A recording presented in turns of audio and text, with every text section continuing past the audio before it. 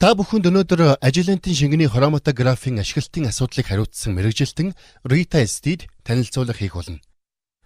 Ритагийн хувьд ажилентийн шингэний хроматог графийн багнуудын асуудлыг хариуцсан ажилдаг бөгөөд энэ хүрээнд ажилентийн хэрэглэгчдэд тулгарч буй асуудлуудыг шийдвэрлэх, шаардлагатай зөвлөмж туслалцаагаар хангах, шаардлагатай тохиолдолд шинээр аргачлалыг боловсруулахад дэмжлэг туслалцаа үзүүлэх зэрэг чиглэлүүдээр ажилдаг. За одоо ингээд танилцуулга эхлэе. Өнөөдрийн бидний ярих гэж байгаа шингэний хроматог графийн багжны танилцуулга нь энэхүү багжийг шинээр хэрэглэж эхлэх гэж байгаа.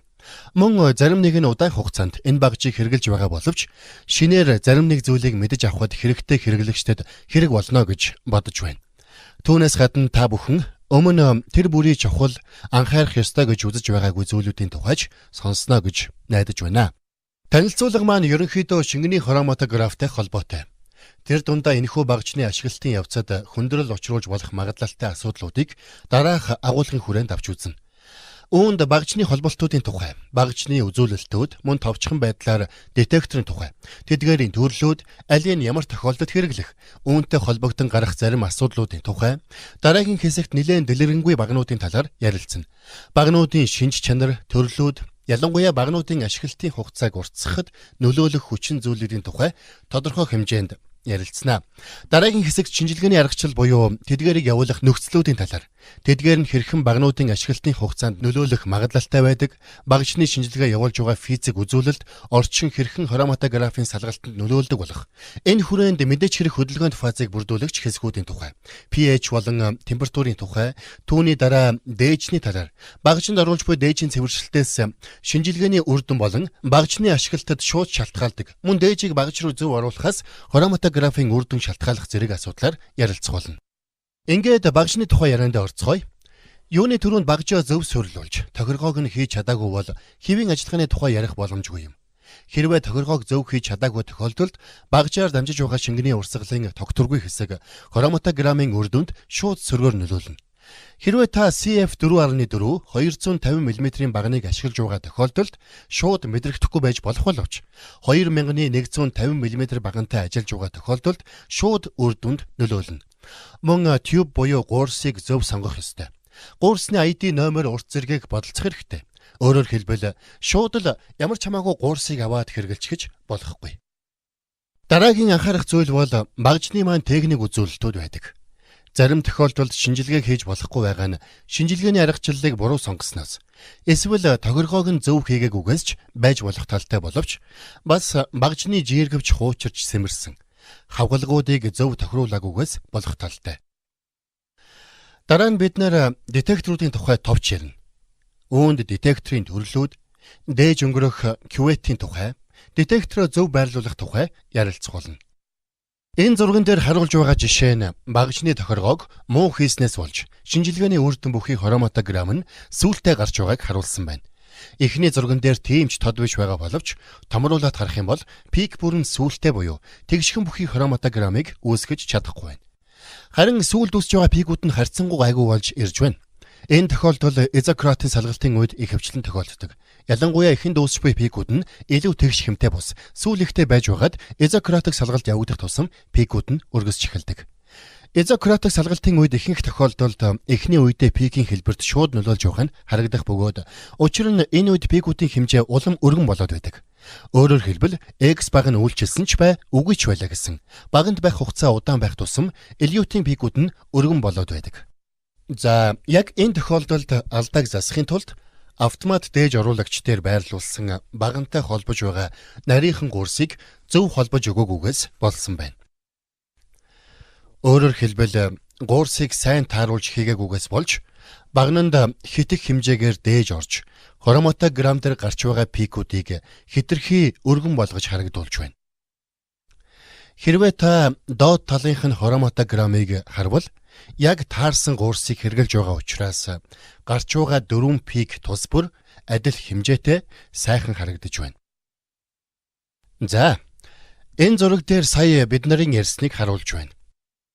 Энэ зурагт харуулснаар хүрийн ягаан өнгөөр тэмдэглэсэн гуурсны үзүүр хит богинохон байгаа учраас баганлууга шууд орж чадахгүй улаанаар тэмдэглэсэн орон зай хиймлэр үүсгэж тэнд нь шингэн хоримтлагдаж үүнээс болж хроматог графийн үзүүлэлтэнд нөлөөлдөг байна.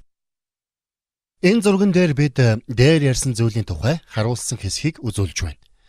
Өөрөөр хэлбэл хоосон орон зай үүснээс болж хөдлөх фаз болон дээжүүд маань холилдох нөхцөлийг бүрдүүлж байна. Ийм байдал үүссэн тохиолдолд хроматограмм маань сайн гарч чадахгүй. Өөрөөр хэлбэл аяндаа зүгээр болно гэж байхгүй буюу хроматограмм дээр гарч байгаа пикүүдийн хэмжээ өргөсөж эсвэл дундуураа хуваагдах, сүүлдээ болох гэх мэт үзэгдлүүд бүх пикүүдэд гарсаар байна. Ялангуяа шинжилгээний эхэнд гарч байгаа изократик салгалтын үеийн элеутийн пикүүд дээр бүр илүү ажиглагдана гэдгийг өмнө нь хэлсэн байгаа. Үүнтэй холбогдуулан шингэний хроматографийн гарын авилгаас зөв холболтуудыг хэрхэн хийх талаарх мэдээллийг харах боломжтой. Хэвлэлийн дугаарын номер нь 59 75 95 EN. Та интернетээс шууд татаж авах боломжтой. Шаардлагатай тохиолдолд хүсэлтээ бидэнд явуулж хэвлэмэл эхийг бас авч болно. Багнаас гадуурх дээж хөрөмтлөгдөх дахин нэг тохиолдлыг жишээн дээр үзье. Багнаас гадуурх дээж нь илүүдэл гэдгийг санах хэрэгтэй бөгөөд ийм учраас пикүүдийг хэд үргэлж бүдүүрхэхэд хүргэдэг гэдгийг анхаарах хэрэгтэй. Энэ байдалд хүргэх жишээнүүдэд багжин тарж оруулж буй дээжийн хэмжээ, гуурснуудын гогцорсон байдал, баганлуу болон детекторын кювет рүү орж байгаа гуурсууд бүгд ордог. Өөрөөр хэлбэл багны багтаамжаас илүүдэл шингэн хоримтлагдахад олон хүчин зүйл нөлөөлдөг бөгөөд энэ бүгдийн уршихаар гарч байгаа пикүүд хэлбэрийн хувьд өргөсч ирдэг. Хэрвээ бид нар багтаамжийн хувьд харьцангуй том баг нь ашиглаж байгаа тохиолдолд, жишээлбэл 4.6 харьцаг нь 250 мм баг нь ашиглаж байгаа тохиолдолд асуудал баг гарна. Учир нь угаасаа ийм багнаас гарах хроматограммын хэлбэр өргөн байна. Харин жижигвтер багантай ажиллаж байгаа тохиолдолд жишээлбэл C18 2.1-ийг харьцах нь 50 мм багны агуулмжийн хэмжээ маш өчүүхэн учраас үүсгэх пикийн хэмжээ ч гэсэн бага байдаг. Хэрвээ энэ тохиолдолд илүүдэл шингэн баганд орох юм бол энэ нь хроматограмм дээр үүсэх пикүүдэд хэлбэр хэмжээнд нөлөөлөх болно.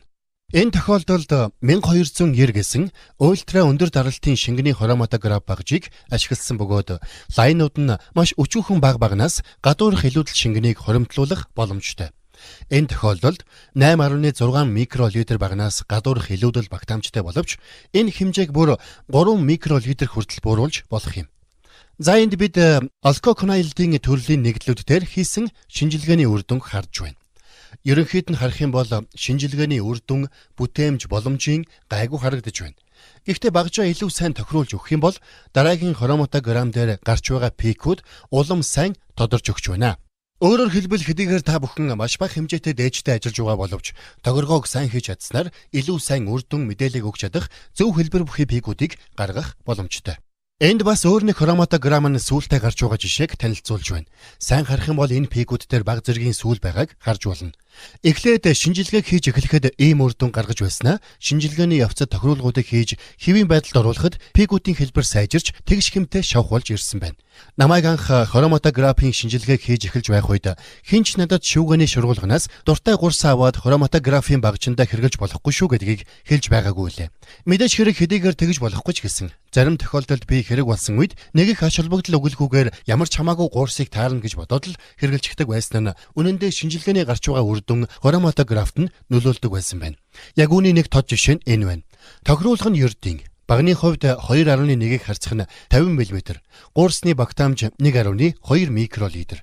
Энэ жишээн дээр багнанд ямар ч хамаагүй гуурсыг залгахад үүсэх тохиолдлыг харуулж байна. Жишээлбэл энд харуулж байгаа шиг хэмжээтэй гуурцыг залгах юм бол 1.2 микролитрийн оронд 34.4 микролитр хэмжээтэй шингэн багнанд орохоор болж үүнээс үүдэн багнаас гадуурх илүүдэл шингэний хоримтлал үүсэх болно. Мөн энэ тохиолдолд багшны бүтээмж 10,500-аас 4,500 хүртэл буурч байна. Өөрөөр хэлбэл өөр төрлийн хэмжээстэй гуурснаас хамааралтайгаар шинжилгээний үр дүн хэрхэн өөрчлөгдөж болох талаар та бүхэнд ойлголт өгсөн гэж бодож байна.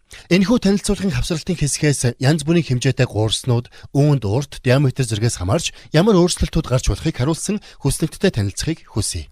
Ийм алдаа гаргахгүй тулд аль болох гуурсны хэмжээнээс үүдэлтэй багнаас гадуурх илүүдэл шингэн хоримтлуулахгүй тулд багнандаа тохирох зөв гуурсыг хэрэглэх, гуурсны уртыг аль болох богино байлгах, зөв диаметртэй байх зэргийг анхаарахаас гадна холболтыг зохиох ёсны дагуу хийсэн эсхийг шалгаж байгаарай. Энэ жишээнүүдээс харахад бүх зүйл эхнээсээ эргэлзээтэй байсан байна. Учир нь багныг дүүргэх жижиг хэсгүүдийн сонгомол чанарын хувьд эхнээсээ доктортой байж чадахгүй байжээ. Харин Agilent-ийн үйлдвэрлэн гаргаж байгаа ProBox бүтээгдэхүүний хувьд дүүргэгч жижиг хэсгүүдийн химийн шинж чанараас хамаарах байдлаар хөгжүүлж чадсан учраас шинжилгээний аргачлалыг багныг дүүргэгч жижиг хэсгүүдийн хэмжээнээс үл хамааран нэгээс нөгөө рүү шууд шилжүүлж болох бөгөөд энэ үед сонгох чадвар нь адилхан байна. Энэ жишээн дээрээс харахад 5 микрон 3.5 микрон, 1.8 микрон гэсэн 3 янзын хэмжээтэй багныг дүүргэгч жижиг хэсгүүд бүхий багнаар дамжсан шинжилгээний үр дүнг харахад сонгомол чанарын хувьд хоорондоо ялимгүй зөрүүтэй байна. Жишээ нь 5 микронтой багнан дээр 2.7 байгаа бол 1.8 микрон дээр хамгийн өндөр буюу 288 буюу бидний бодож байснаас илүү хэмжээтэй байна. Тэгвэл энэ юунаас болж байгаа гэдэг учрыг олцгоё.